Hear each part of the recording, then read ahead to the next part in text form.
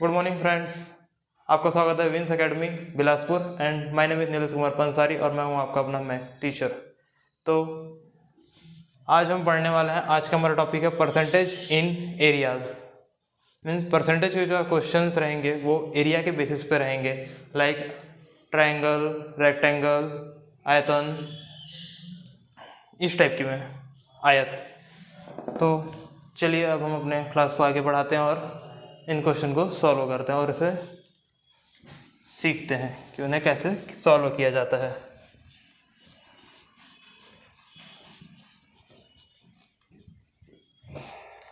ठीक है, तो आज का हमारा जो पहला क्वेश्चन है वो है, यदि एक घन का प्रत्येक सिरा 50% बढ़ा दिया जाता है तो उसकी सतह का क्षेत्रफल कितना प्रतिशत अधिक बढ़ जाएगा। तो इसमें क्या किया गया है, इसमें घन के सिरे के बारे में बताया गया है। इसमें घन होता क्या है, घन एक इस टाइप का डायग्राम होता है, मतलब एक बॉक्स होता है जिसकी सभी भुजाएं आपस में बराबर होती है और घन के क्षेत्रफल, मतलब इसमें घन की जो एक भुजा जो है वो 50% बढ़ रही है और घन का क्षेत्रफल होता है वो होता है 6a²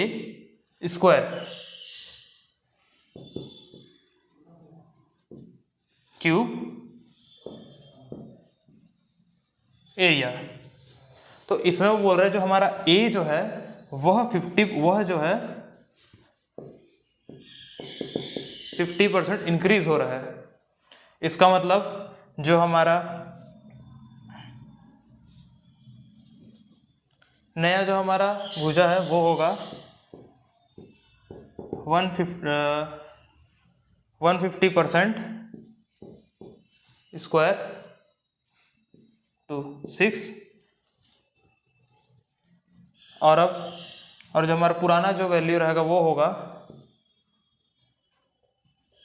मतलब ये हमारा चेंजेस के बाद, और ये होगा हमारा basic square. 6 cancel out, then 150% into 150% upon 100% into 100%, जिसमें कि ये जो ऊपर वाली जो है वो हमारी न्यू क्यूब और जो नीचे वाली है वो हमारी ओल्ड क्यूब की वैल्यू रिप्रेजेंट करेगी। तो यहाँ पर परसेंट आपस में कैंसल आउट हो गए एंड 10 10 एंड 00 कैंसल आउट। अब हमारे पास बचा है 15 इंटू 15 अपॉन 100। इसको सॉल्व करेंगे तो हमें मिलेगा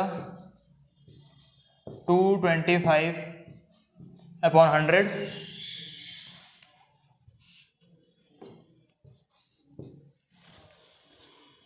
अब हमें यहाँ पे कंपेयर कर तो बताने कि उसकी जो उसका जो एरिया है उसमें कितना इंक्रीज हुआ है। ये तो इंक्रीज हुआ है, मतलब इसमें उसका ओरिजिन पुराना वैल्यू भी है और नया वाला भी है। तो हमें बताना है कि पुराने पर में से कितना परसेंट वो इंक्रीज हुआ है। तो उसके लिए हम करेंगे 225 माइनस 100 अपॉन 100 इंटू 100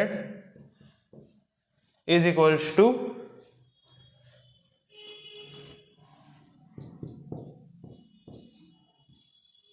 125% इंक्रीज। तो जो हमारा ओवरऑल जो एरिया है वो 125% इंक्रीज हुआ है और ये है हमारा आंसर। तो ये था हमारा आज का पहला क्वेश्चन। अब हम, और ये उसका सॉल्यूशन। अब हम चलते हैं हमारे नेक्स्ट क्वेश्चन की ओर।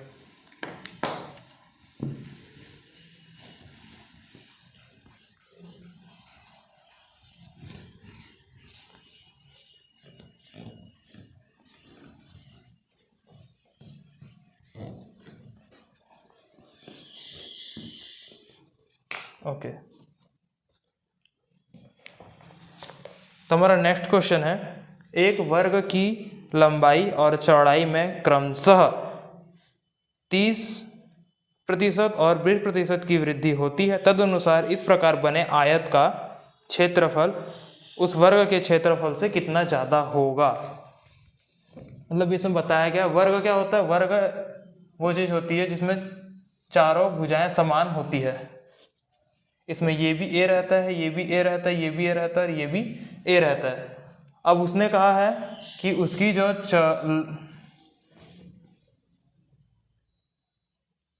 उसकी जो लंबाई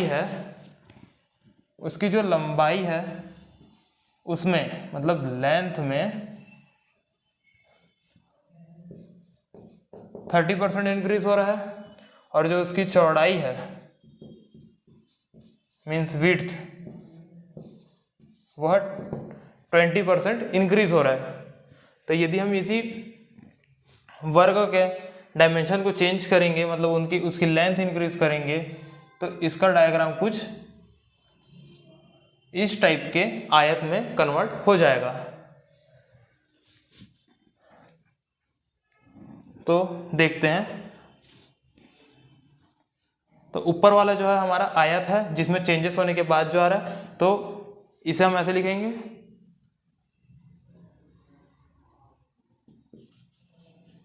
एरिया, ऊपर में रेक्टेंगल और नीचे में स्क्वायर।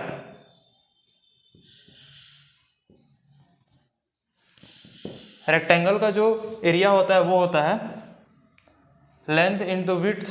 तो लेंथ में कितना इंक्रीमेंट हुआ है 130%, तो उसको लिखेंगे 130 इंटू, और जो हमारा विड्थ है उसमें हुआ 20%, तो उसको लिखेंगे 120। और चूंकि हमारे स्क्वायर में कोई चेंजेस नहीं था, उसका ए भी था वो 100 था, एक भुजा 100 है तो दूसरी भुजा भी 100 होगी।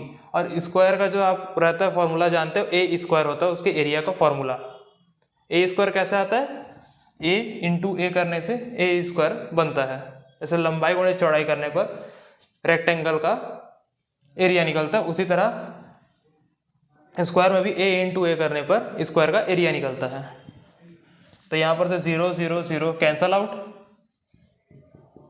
अब यहाँ पे बचा है 13 इंटू 12। 13 इंटू 12 करेंगे तो 13 इंटू 12, 12 3 36, 36 का 6, 12 इंटू 12 156 अपॉन 100। तो अब हमें बताने कि कितना का चेंजेस हुआ, कितना चेंजेस हुआ। तो हम क्या करेंगे, ऊपर जो हमारे पास न्यू वैल्यू है और नीचे ओल्ड वैल्यू है, तो हम अब न्यू वैल्यू में ओल्ड वैल्यू को माइनस करेंगे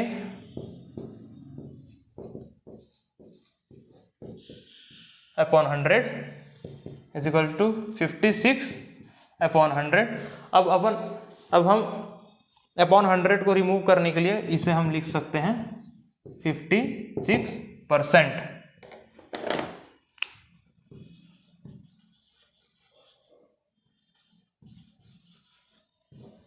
और ये होगा हमारा आंसर,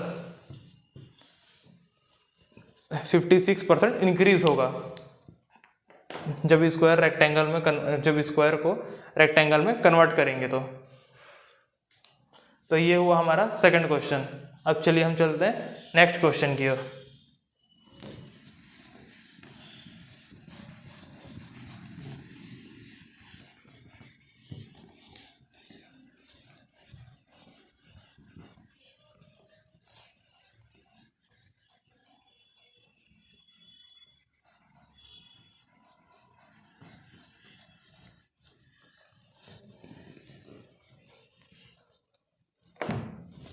ठीक है, तो हमारा अगला क्वेश्चन है,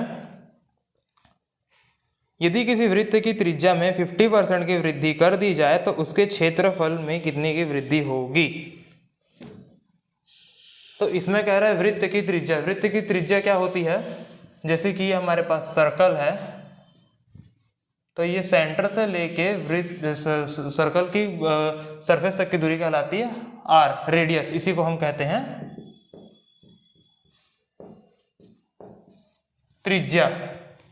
ओके, तो उसमें और इसके अब इसमें पूछा है हमारे पास एरिया, यदि उसके रेडियस मतलब उसके जो त्रिज्या है उसे 50% इंक्रीज कर देते हैं तो उसके एरिया में क्या परिवर्तन होगा। तो इसके एरिया का फॉर्मूला क्या होता है, सर्कल के एरिया का फॉर्मूला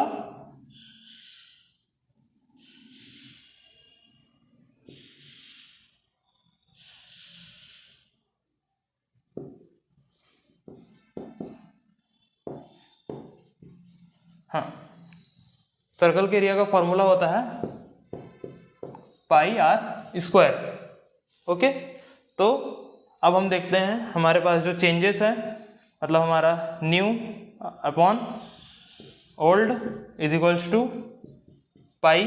अब आर में कितना 50% इंक्रीज कर रहे हैं, 50% इंक्रीज करेंगे तो 150% square upon pi 100% square. Now pi pi cancel and percent cancel. अब हमारे पास क्या बच रहा है, 150 into 150 upon 100 into 100, 0 0 cancel. 15 into 15 में तो 15 का स्क्वायर क्या होगा, 225 अपॉन 100। चूंकि ये न्यू वैल्यू है और ये ओल्ड वैल्यू है और हमें बताना है कि कितना इंक्रीमेंट हुआ है, तो वो बताने के लिए हम क्या करेंगे, न्यू वैल्यू में से ओल्ड वैल्यू को माइनस करेंगे, तो हमें मिलेगा 225 minus 100 upon 100 is equals to 125 upon 100। और हम अब उस 100 को रिमूव करके लिख सकते हैं 125%। अरे जो 125% है वही इंक्रीज हुआ है, और ये है हमारा आंसर। तो ये रहा हमारा एक और क्वेश्चन जो कि हमने सॉल्व किया। अब हम चलते हैं हमारे नेक्स्ट क्वेश्चन की ओर।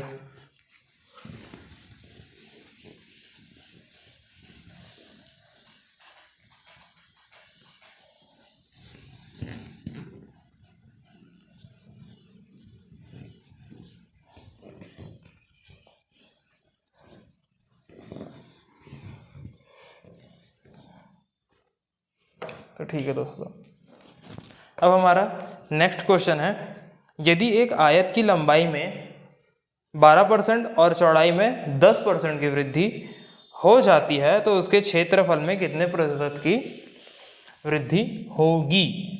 तो हमने आपको बताया था आयत की लंबाई, आयत का क्षेत्रफल का क्या होता है, आयत का क्षेत्रफल का सूत्र होता है आयत के एरिया का फॉर्मूला होता है लेंथ इंटू विड्थ। तो फिर हम यहाँ पर कंपेयर करेंगे, हमारे पास है न्यू वैल्यू और हमारे पास है ओल्ड वैल्यू। तो कितना का चेंजेस हो रहा है, 12% मतलब 112% अपॉन 100% इंटू 10% इंटू 100%। तो यहाँ पे परसेंट कैंसल आउट। अब हमारे पास बचा and 0 0 cancel out.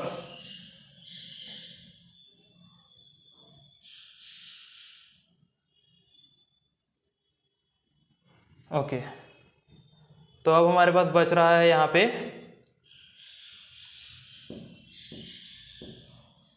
28 upon 25 into 11 upon 10। ठीक है, और कहीं से कैंसल आउट हो रहा है, हाँ यहाँ पर से एक और छोटा हो रहा है वो, तो इसे हम लिखेंगे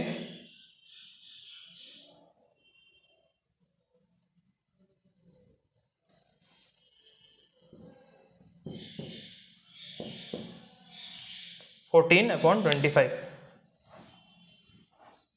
तो ये हो जाएगा 25 इंटू 5 करेंगे तो आ जाएगा 125, और ऊपर में बचे ऊपर में 14 इंटू 11 करेंगे तो 415। हमें बताना है कि इनमें से कितना कितना का चेंजेस हुआ है, तो उसके लिए अब हम करेंगे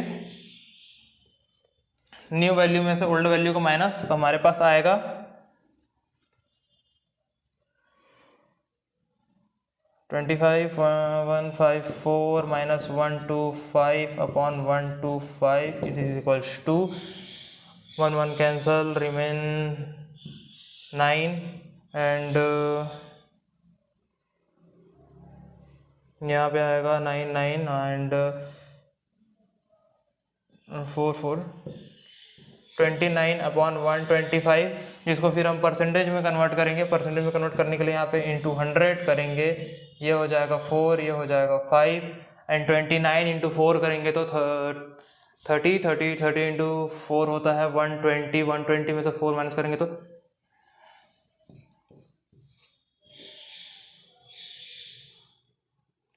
हाँ ठीक है 160 अपॉन 5 इज इक्वल्स टू, अब उसको 5 से भाग देंगे तो 5 10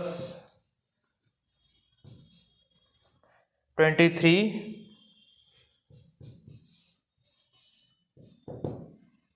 1/5% या फिर और 23.5%।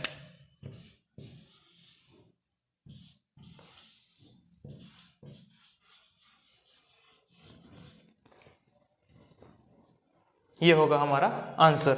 उसके जो एरिया है उसमें 23.5% का चेंजेस होगा। तो ये हुआ हमारा एक और क्वेश्चन। अब हम चलेंगे हमारे नेक्स्ट क्वेश्चन की ओर।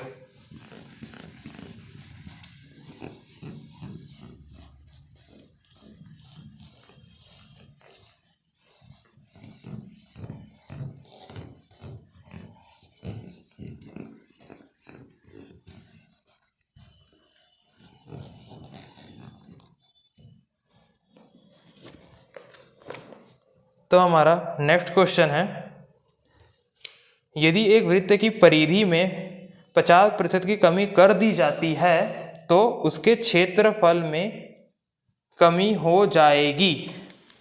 तो देखिए वृत्त की परिधि क्या होती है, पहले ये बता देता हूं मैं आपको। ये जो वृत्त है, ठीक है, इस वृत्त के जो सर्कल पर ये जो लाइन जो हमने खींची है, जो हमने लाइन ड्रॉ की है, वो होती है वृत्त की परिधि, मतलब उसकी लेंथ। तो क्वेश्चन में कहा है यदि वृत्त की परिधि में 50% कम कर दी जाए, और वृत्त की परिधि का फॉर्मूला क्या होता है 2πr, ठीक है। हम फिर इसे करेंगे न्यू अपॉन ओल्ड। तब वो यहाँ पे कहना चाह रहे हैं वृत्त की जो न्यू परिधि है, मतलब जो उसमें 50% जब उसमें हम कम कर दे रहे हैं, तो ये हो जा रही है 2π/50%, और ये हो जा रहा है 2π इंटू जो हमारा r है 100%। 2 cancel, pi cancel, percent cancel, and 50/100 को हम लिख सकते हैं 1/2। अब ये जो है उसकी न्यू रेडियस है और ये जो है उसकी ओल्ड रेडियस है, r फॉर रेडियस।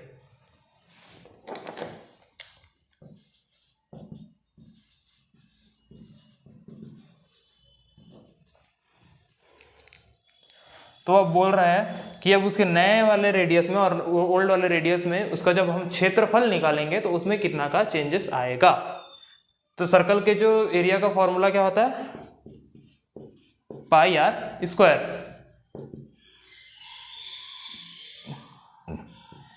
ऊपर में न्यू अपॉन में ओल्ड। पाई न्यू रेडियस क्या है 1 का स्क्वायर, और ओल्ड रेडियस है हमारे पास 2 का स्क्वायर।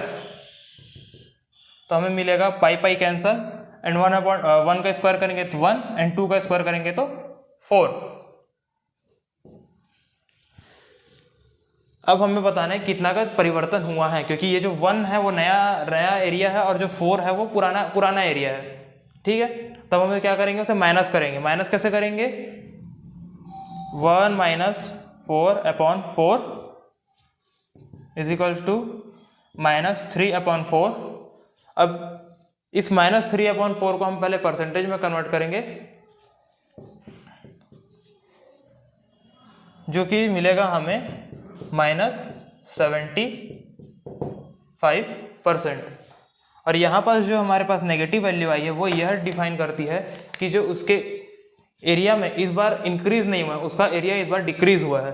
तो जो माइनस जो है वो हमें रिप्रेजेंट करेगी जो 75% की कमी आई है उसके एरिया में, उसके नए एरिया में पुराने एरिया के कंपैरिजन में। और यही है हमारा आंसर। तो ये हुआ हमारा एक और क्वेश्चन। तो चलिए अब हम चलते हैं हमारे नेक्स्ट क्वेश्चन की ओर।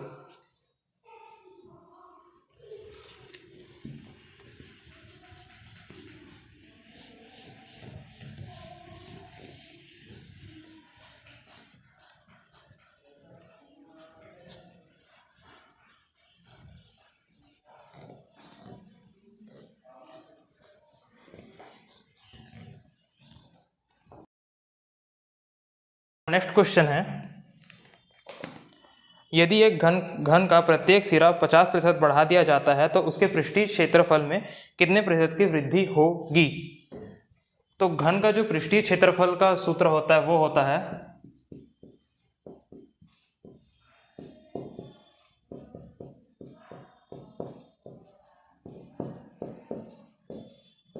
4a²।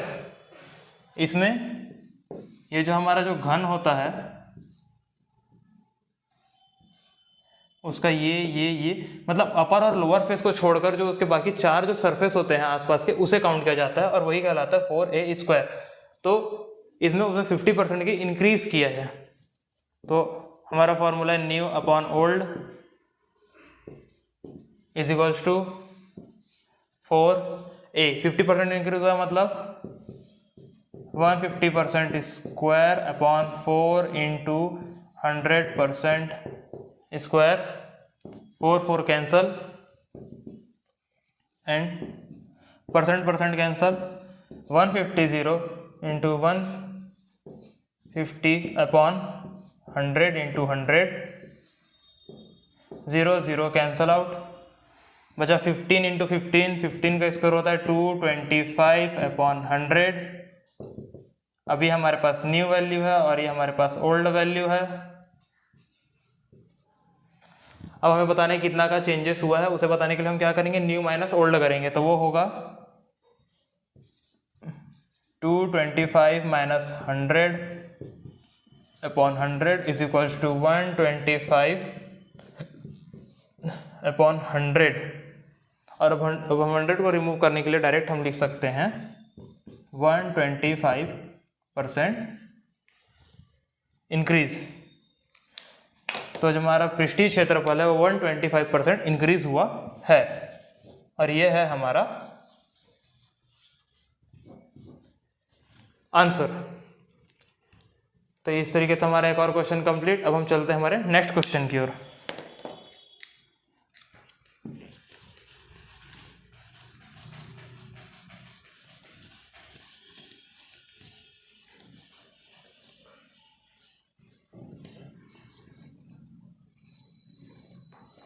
तो हमारा नेक्स्ट क्वेश्चन है, एक घन का जो किनारा है उसमें 50% का वृद्धि किया गया है, तदनुसार उसके संपूर्ण पृष्ठीय क्षेत्रफल में कितने प्रतिशत की वृद्धि होगी। तो देखिए यहाँ पे कहा गया संपूर्ण पृष्ठीय क्षेत्रफल। पिछले क्वेश्चन में कहा गया था पृष्ठीय क्षेत्रफल। पृष्ठीय क्षेत्रफल में क्या होता है कि ऊपर और नीचे के सरफेस को छोड़कर सारे सरफेस को काउंट किया जाता है, और संपूर्ण पृष्ठीय क्षेत्रफल में क्या होता है कि सभी सरफेस को काउंट किया जाता है। तो किसी भी क्यूब में कितने कितने फेस होते हैं, 6 फेस होते हैं। और तो फिर इसका फॉर्मूला क्या होगा, 6 फेसेस, क्योंकि संपूर्ण है, और इंटू a²। ये होता है संपूर्ण पृष्ठीय क्षेत्रफल किसका? घन का। तो चलो हम शुरू करते हैं। New upon old is equals to 6 into कितना बढ़ाया गया? 50%। 50% बोलेंगे तो 150% स्क्वायर अपॉन 6 इंटू 100% स्क्वायर। यहाँ पर परसेंट कैंसल, 6 कैंसल, रिमेन क्या बच रहा है? 150 इंटू 150 अपॉन 100 इंटू 100, 0 0 कैंसल। यहाँ पे आया 225 अपॉन 100। ये जो है हमारी न्यू वैल्यू, ये जो हमारी ओल्ड वैल्यू। अब इन दोनों के बीच का जब हम कितना चेंजेस हुआ है निकालेंगे, वो कैसे निकालेंगे? New minus old. तो वो होगा 225 minus 100 upon 100 is equals to 125 upon 100। Upon 100 को हटाने के लिए हम लिख सकते हैं 125%।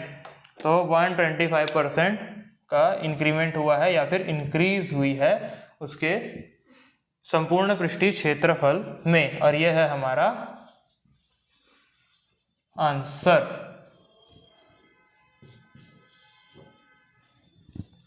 तो चलिए अब हम चलते हैं हमारे नेक्स्ट क्वेश्चन की ओर।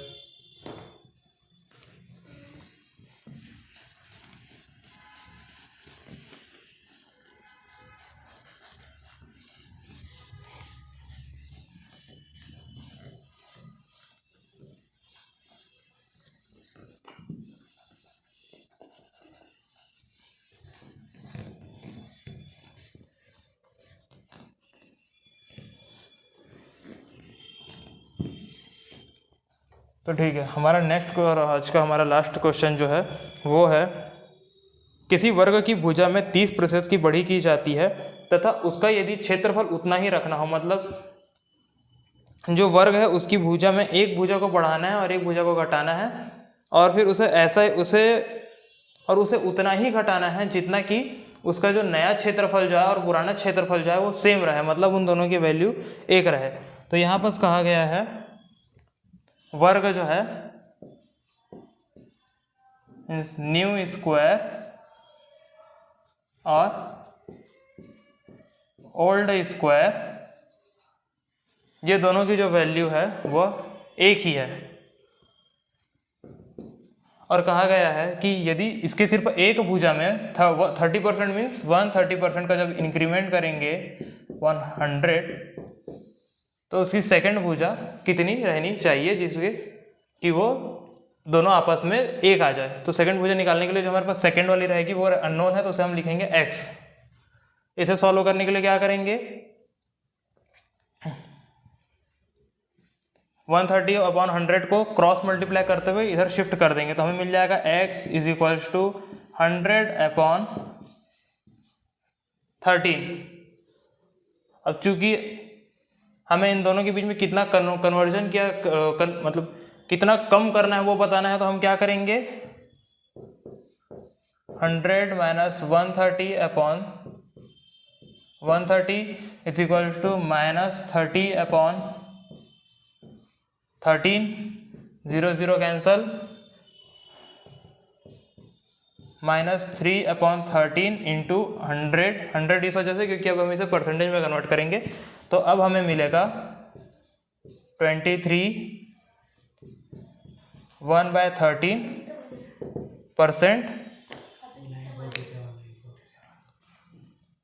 और ये जो हमारा जो नेगेटिव साइन था वो नेगेटिव साइन ये डिस्क्राइब कर रहा है कि यहाँ पर 23 1/13% डिक्रीज होगा, और यही हमारा आंसर है। मतलब 23 1/13% जो है वह डिक्रीज किया जाएगा, तब जाकर हमारा जो दोनों जो मतलब ओल्ड स्क्वायर का जो एरिया है और जो नए स्क्वायर का जो एरिया है वह सेम आएगा। और इस तरीके से हमारा ये क्वेश्चन भी हो गया सॉल्व।